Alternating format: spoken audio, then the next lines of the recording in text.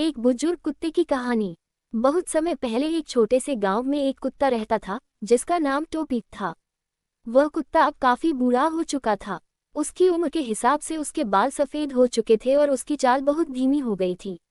लेकिन जब वह जवान था तो वह पूरे गांव का रक्षक था।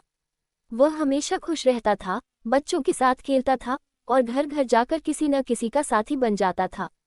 समय के साथ टोपी की उम्र बढ़ने लगी और उसकी शक्तियां भी घटने लगीं। पहले जो दौड़कर वह हर किसी का पीछा करता था, अब वह धीमे धीमे चलता और बस आराम से बैठकर अपनी सांसों पर ध्यान देता था। लेकिन फिर भी गांव के लोग उसे बहुत प्यार करते थे। हर सुबह जब वह रास्ते पर घूमता, लोग उसे प्यार से दुलारते और उसकी पीठ पर हाथ फेरते।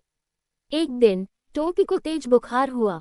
उसकी आंखों में वो चमक नहीं थी जो पहले हुआ करती थी। गांव के बच्चे उसे घेरकर उसकी देखभाल करने लगे और हर कोई उसकी मदद करने के लिए आगे आया। टोपी ने ये देखा और महसूस किया कि उसने पूरे जीवन में जिस प्यार और स्नेह का आशीर्वाद पाया था, वह उसे इस अंतिम समय में भी मिल रहा था। धीरे धीरे टोपी की स्थिति खराब होने लगी।